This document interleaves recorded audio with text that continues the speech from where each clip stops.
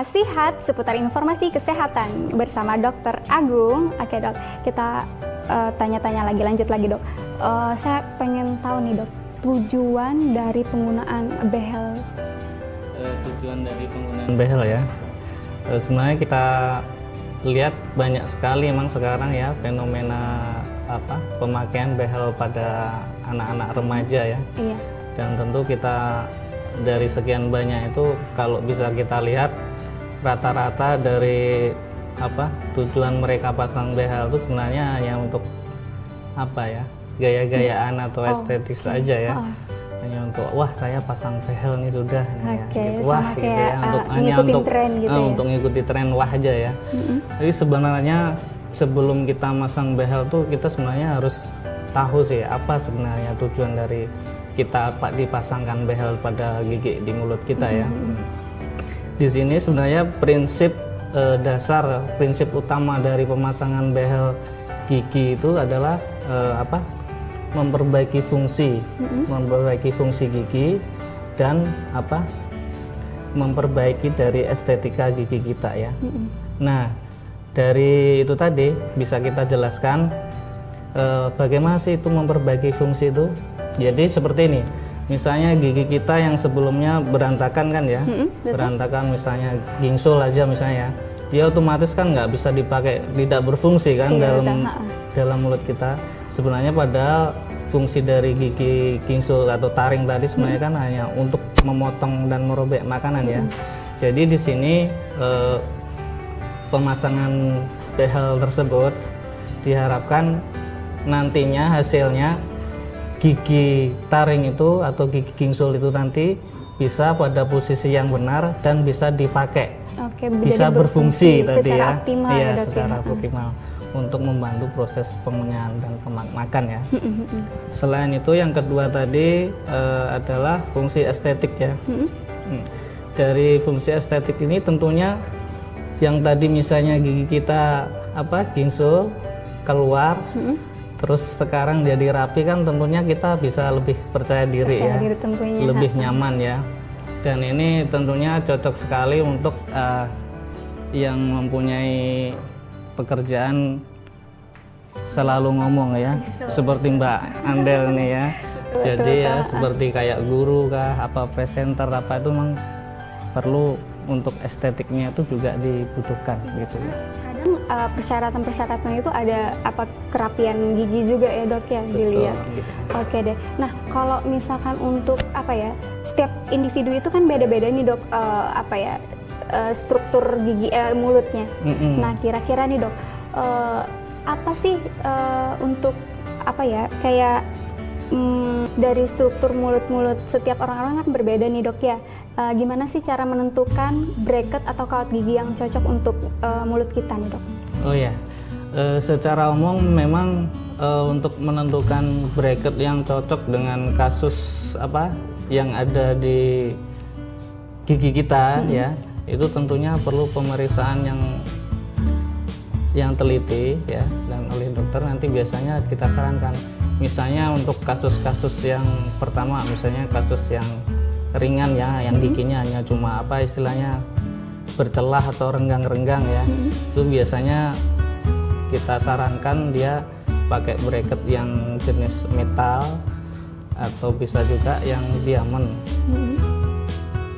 tadi ya, diamond tadi ya, atau juga bisa yang yang transparan, yang keramik atau gitu. Soalnya dia kan juga butuh kekuatan besar untuk menarik ya. Terus yang kedua misalnya untuk kasus yang berat yang kayak saya ceritakan tadi, yang untuk gigi gingsul tadi ya, gigi taring yang menonjol keluar, itu memang perlu perlu tarikan yang kuat nanti dari bracketnya ya. Jadi itu kita sarankan untuk pakai yang metal sih, metal bracket atau yang diamond. Biasanya lebih cepat itu nanti. Kalau misalkan kita masang bracket atau kawat gigi itu ada keluhan-keluhan tersendiri nggak dok? Rata-rata pasien yang kita pasangkan ya, biasanya keluhannya rata-rata yang pertama itu emang ada timbul nyeri sih, ada timbul nyeri, terus biasanya timbul sariawan seperti itu ya. Nah, kalau Soalnya itu apa ya, proses adaptasi dari bracket di mulut kita ya. Tapi biasanya keluhan itu sekitar 1 minggu tuh biasanya hilang. sudah hilang. Jadi Sudah hilang. mulut kita menyesuaikan dengan bracket tersendiri itu selama 1 mingguan gitu ya dok ya. Kurang lebih 1 minggu. Itu pun tergantung dari kasusnya juga sih ya. Gitu. Kalau kasusnya yang berat misalnya berdesakan, berantakan atau yang giginya taringnya keluar tadi, biasanya timbul nyerinya emang ada, lumayan sih itu biasanya. Cuman jangan takut sih, kan kita bawain obat anti nyeri itu nanti setelah dipasang tuh. Gitu. Nah, kalau untuk apa ya dok, strukturnya mulut kita setelah memasang otomatis berubah kan dok ya, struktur mulut yang awalnya tidak menggunakan behel setelah dipasang otomatis berubah kan dok ya, dan itu menyebabkan tadi seperti sariawan gitu ya dok. Kalau misalkan sudah dilepas, ada perubahan nggak dok dari struktur ininya, lapisan mulut atau bagaimana gitu? Ya begini ya, ya otomatis kan untuk sebelum melepas itu bracket tadi kan kita sudah ketemu dari ketemu maksudnya itu perawatan yang kita inginkan sudah tercapai kan. Jadi dan sebelum melepas bracket itu pun masih ada tahapan yang harus dilalui ya. Jadi setelah gigi sudah rapi sesuai dengan yang kita inginkan, itu sebelum dilepas biasanya harus kita ikat atau namanya kita bending ya dengan kawat khusus. Itu sekitar mungkin ya 6 sampai 1 tahun ya, 6 bulan sampai 1 tahun ya. Diharapkan nanti setelah diikat itu terjadi proses penulangan pada akar gigi ya. Jadi tadi kan misalnya gigi kan masih posisinya berantakan ya. Otomatis dia kalau kita gerakkan, kita rapikan, di situ ada kerusakan tulang di sekitar akarnya itu. Jadi untuk biar kerusakan tadi sembuh, itu harus kita ikat sebelum kita lepas. Itu menjaga biar setelah kita lepas bracket giginya nggak kembali atau relapse gitu ya. Jadi bisa kembali gitu ya dok ya? Gigi otomatis bisa kembali kalau proses penulangannya tadi belum sempurna gitu. Jadi emang harus kita ikat dulu. Itu pun nanti setelah diikat, setelah dilepas, itu pun kita harus masih pakai masih pakai namanya itu membantu untuk gigi tetap stay di tempatnya ya dok ya. Betul.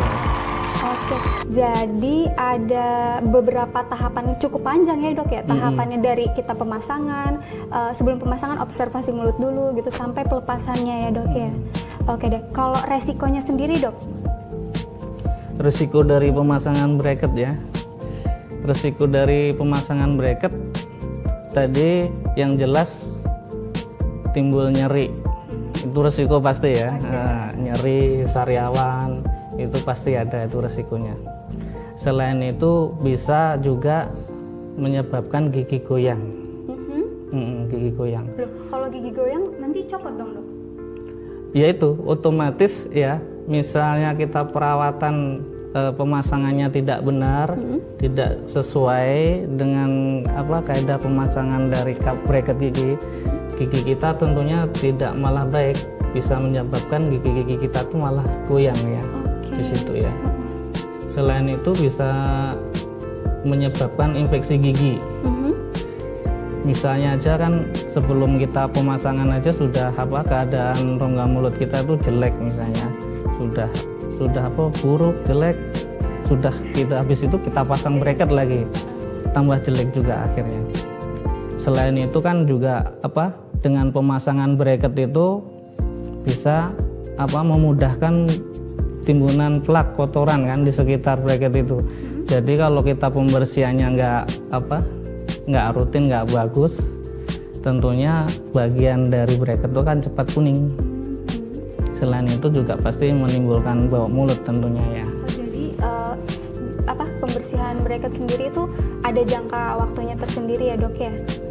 Untuk pembersihan bracket kan seperti kita aktivitas menggosok gigi itu kan, dengan membersihkan bracket tuh bisa dengan kita gosok gigi ya, gosok gigi seperti biasa itu.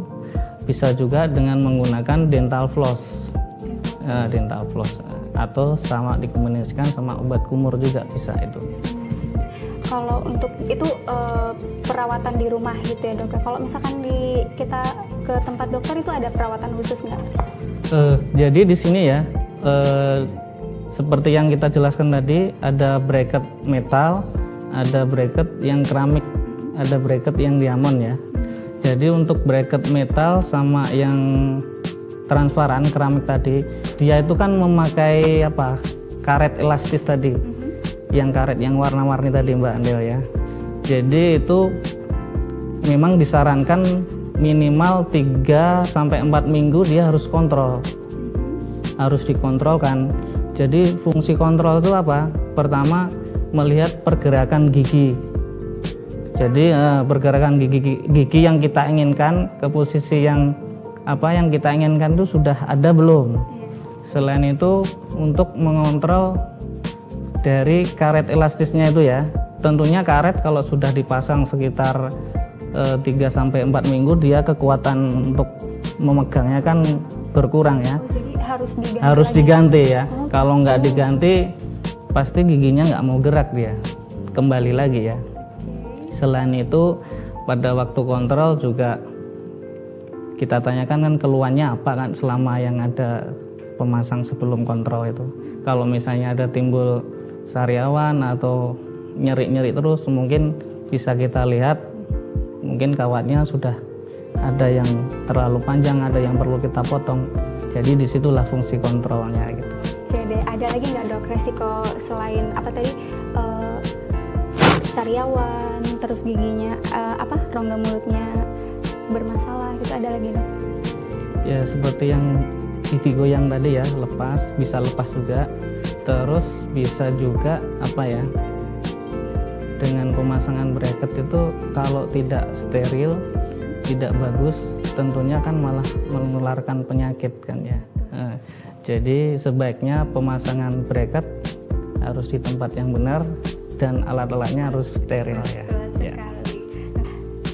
Oke, pemirsa masih penasaran tentang behel atau bracket? Jangan kemana-mana, tetap di Sihat seputar informasi kesehatan.